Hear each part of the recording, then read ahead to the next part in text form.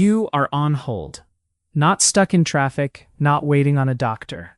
On hold with a gym.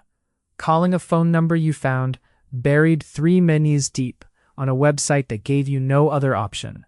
Because canceling this specific membership cannot be done online, cannot be done by email, and specifically cannot be done the same way you started it. You joined this gym in under 2 minutes, standing in a parking lot, thumb moving across a screen, done before your car had even finished cooling down. Canceling it requires you to be a specific human being, in a specific building, or on a specific phone line, during hours that line up almost exactly with the hours you're supposed to be at work. Somebody built that gap on purpose. And the stranger part is what happens next, because for one brief window, the government actually agreed with you, and then quietly took that agreement back. It's not just the gym, though the gym is the one everyone has a story about. It's the free trial for the editing software that took 11 seconds and 1 email address to start, and 40 minutes across 3 different menus to actually cancel, one of which required you to explain, in a drop-down, why you were leaving, as though the software genuinely wanted feedback, rather than one more chance to talk you out of it. It's the streaming service that lets you sign up with a single tap, and then the moment you try to cancel, quietly funnels you into a live chat window that opens with a discount offer you didn't ask for. Once you notice it in one place, you start noticing it everywhere, and here's what should genuinely bother you. None of these companies are hiding the asymmetry. Signing up takes 1 step, leaving takes 5, or a phone call, or a business day. Look closely at the actual page next time, because the design tells on itself. The button that keeps your subscription running is almost always rendered in a bright, saturated color, sized like it wants to be tapped. The link to actually cancel is smaller, grayer, sometimes nearly the color of the background it sits on, positioned at the bottom of a page you have to scroll to find, which is not an accident of visual hierarchy. Designers make deliberate decisions about what gets emphasized and what gets buried, and burying the exit is exactly as intentional as highlighting the entrance. Every one of these products wants the same 2 things from you: an easy yes at the beginning and enough resistance at the end that a meaningful number of people just don't. Not because they wouldn't cancel if given a real choice, because giving up costs something, even when the thing itself costs nothing. 20 minutes on hold counts as a cost the same way $20 does, maybe more, because at least $20 doesn't come with hold music that sounds suspiciously chosen to make hanging up feel like defeat. There's a term for this, and it was coined by a researcher who spent years inside the exact kind of government office responsible for regulating this stuff, before he ever wrote a word about it publicly. His name is Sunstein, and by the time he coined the word that would eventually describe your gym phone call, he'd already run the White House Office of Information and Regulatory Affairs, the office that reviews nearly every federal regulation before it becomes law, a job he held under President Obama from 2009 to 2012. Sunstein had already co-written Nudge with economist Richard Thaler, a book about how small design choices, what they called choice architecture, quietly steer people toward better decisions without ever removing their options. But somewhere in his years reviewing paperwork requirements, he kept running into the opposite phenomenon, and it didn't have a name yet. In a 2019 Duke Law Journal paper called Sludge and Ordeals, and later in an entire book simply titled Sludge, he gave it one: friction, deliberately or carelessly built into a process that makes a beneficial or simply desired action harder to complete than it needs to be. If a nudge gently pushes you toward a good choice, sludge is the opposite. Mortar poured directly into the gears, and Sunstein's actual point, the one that should reframe how you think about that gym phone call, is that sludge is never neutral. It's never just an accident of bad design. Somebody, somewhere, decided that friction was acceptable, or worse, useful. Sunstein also noted something worth sitting with specifically. The people who lose the most to sludge aren't the people with the most free time to fight it. They're the opposite. People working multiple jobs, or caring for kids, or simply exhausted. Exactly the population least able to spend 45 minutes on hold in the middle of a Tuesday.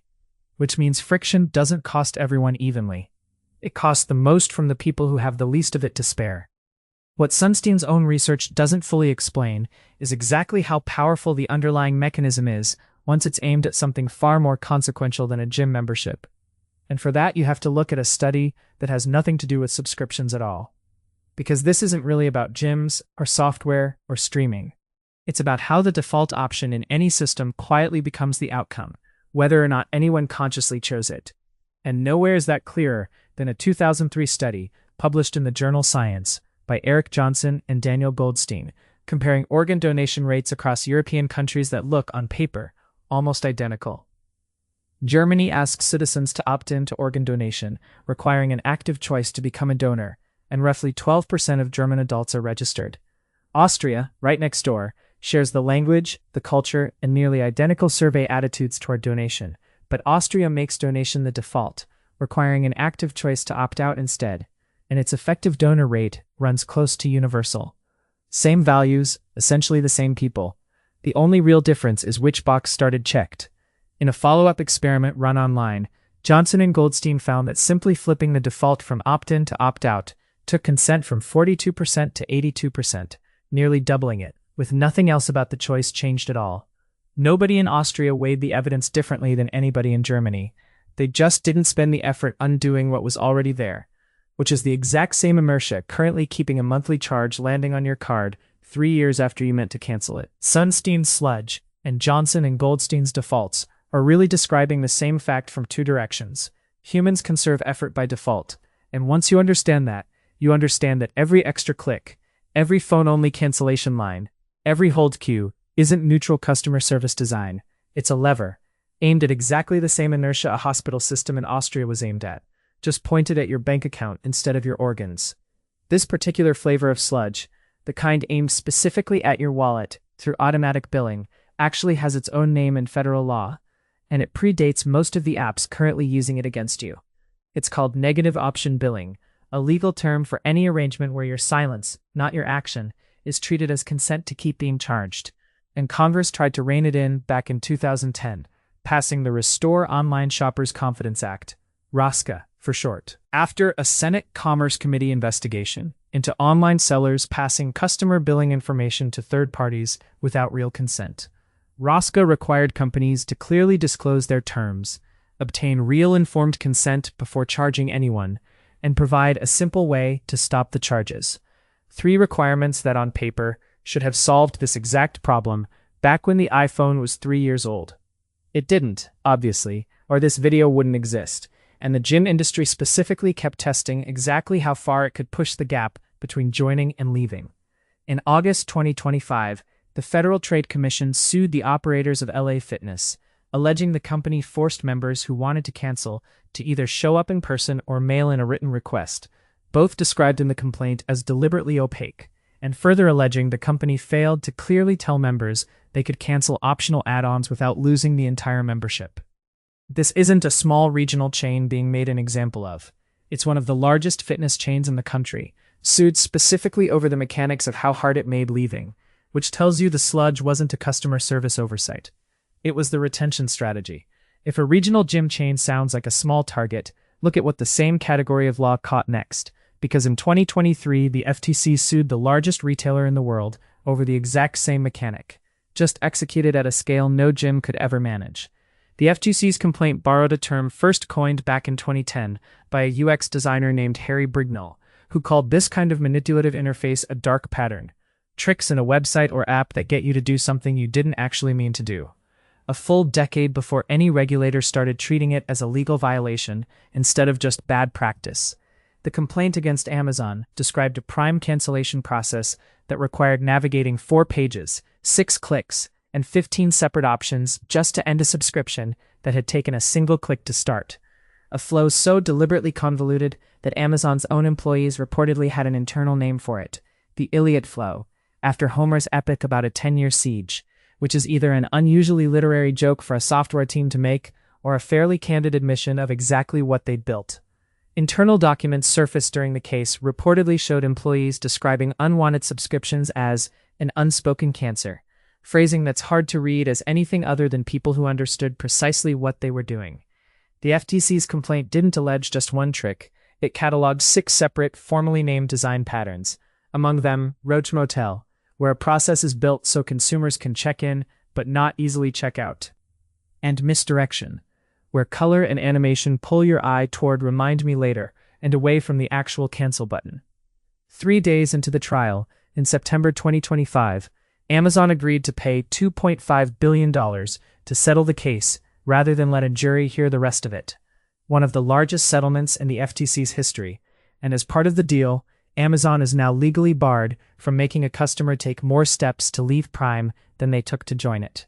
Which means the exact asymmetry this video opened on, the 2-minute gym sign-up against the 45-minute phone call, was serious enough, at internet scale, to cost one company $2.5 billion, and still didn't produce a rule that applies to anyone except Amazon. Cable and internet providers built an entire specialized role around this exact resistance, training so-called retention specialists, whose entire job is keeping you on the phone long. Enough that hanging up starts to feel harder than just staying subscribed, offering discount after discount calibrated to the exact moment most people are about to give up and cancel anyway. It's such a well-documented pattern that entire online communities exist purely to share scripts for getting past a retention rep without caving, which is a strange thing to need crowdsourced advice for, when "I would like to cancel my service" used to be a complete sentence on its own. Streaming and software companies run a softer version of the same play, one that doesn't need a phone call at all to work. Cancel a subscription and you're rarely met with a simple confirmation. You're met with a discount offer, a pause option instead of a cancel option, sometimes 3 separate screens each asking if you're sure, each one a fresh chance for your own inertia to just let it ride one more month. ROSCA does regulate cancellation mechanisms, requiring companies to provide a simple way to stop recurring charges, but it does not give every subscription service a universal hard screen count rule like 1 click, or the same number of steps for everyone, which leaves companies room to test exactly how much friction still feels technically simple. Multiply that friction across every subscription, an average household is quietly running at once. Streaming, software, a meal kit, a storage plan, an app nobody remembers downloading, and you get what the personal finance world has started calling zombie subscriptions. Charges that keep landing month after month, specifically because canceling any one of them costs more attention than most people have spare on a random Tuesday. An entire secondary industry, apps built purely to scan your bank statement and surface every recurring charge you've forgotten about, now exists for the sole purpose of fighting friction that companies spent real design time building in the first place, which is either an efficient market solving a problem or a slightly absurd arms race, where you now need software to defend yourself from other software's business model, depending on how charitable you're feeling about the whole arrangement. Here's where this stops being a pattern and starts being an actual argument, happening in real time with real stakes.